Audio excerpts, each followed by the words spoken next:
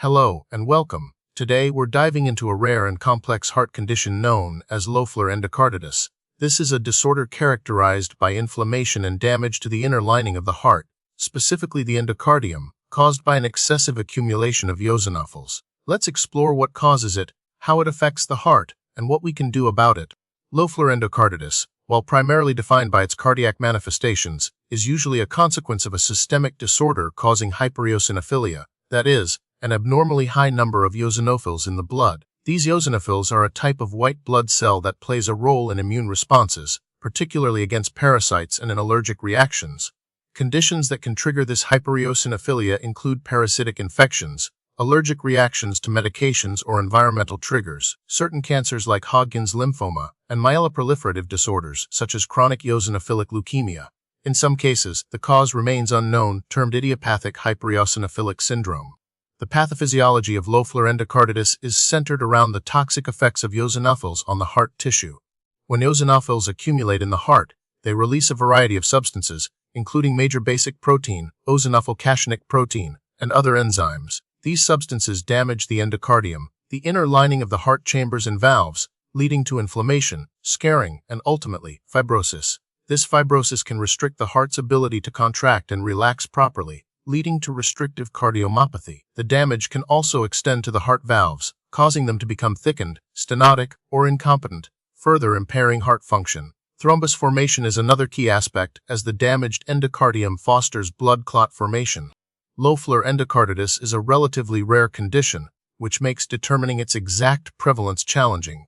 Because it's often associated with underlying systemic disorders that are themselves uncommon, its occurrence is linked to the prevalence of these primary causes. It can affect people of all ages, but it's more frequently observed in adults. There is no strong evidence to suggest a specific gender or racial predisposition. However, given its association with underlying conditions, epidemiological studies are often focused on the prevalence of those primary diseases and their connection to cardiac involvement.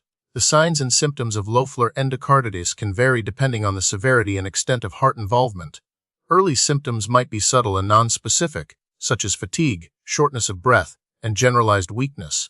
As the condition progresses, more pronounced signs of heart failure emerge. These may include peripheral edema, or swelling in the legs and ankles, ascites, which is fluid accumulation in the abdomen, and orthopnea, or difficulty breathing when lying down. Patients may also experience chest pain, palpitations, and even fainting spells. The symptoms are often progressive and can significantly impact the patient's quality of life. Diagnosing Loeffler endocarditis requires a combination of clinical evaluation, blood tests, and cardiac imaging. Blood tests will reveal elevated eosinophil counts, confirming the presence of hypereosinophilia. An electrocardiogram, or ECG, may show abnormalities such as arrhythmias or signs of ventricular hypertrophy. However, the most crucial diagnostic tool is echocardiography, which allows visualization of the heart structures. Echocardiography can reveal thickening of the endocardium, valve abnormalities, and impaired heart function. In some cases, cardiac MRI may be necessary to further assess the extent of cardiac involvement and to differentiate Loeffler endocarditis from other forms of cardiomyopathy.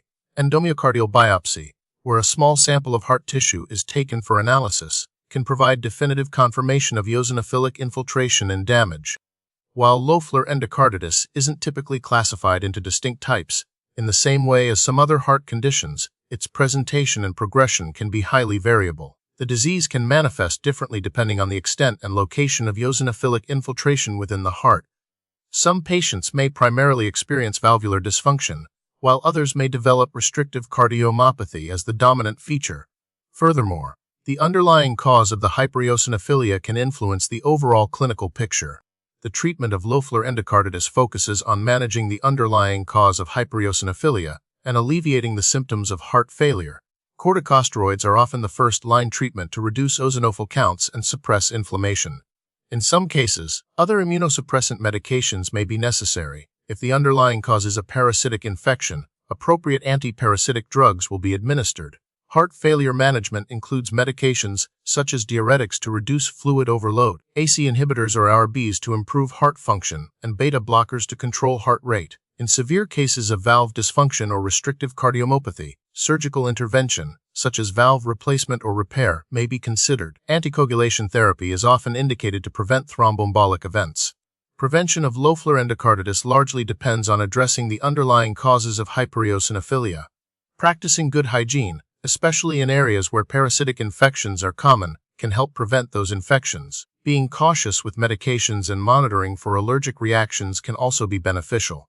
For individuals with known eosinophilic disorders, regular monitoring of eosinophil counts and cardiac function is essential to detect early signs of cardiac involvement. The prognosis for Loeffler endocarditis varies depending on the severity of cardiac involvement, the underlying cause of hypereosinophilia, and the response to treatment. Early diagnosis and prompt treatment can significantly improve outcomes. However, if left untreated, the condition can progress to severe heart failure and even death. Recent research has focused on identifying novel therapeutic targets to reduce eosinophil activity and prevent cardiac damage.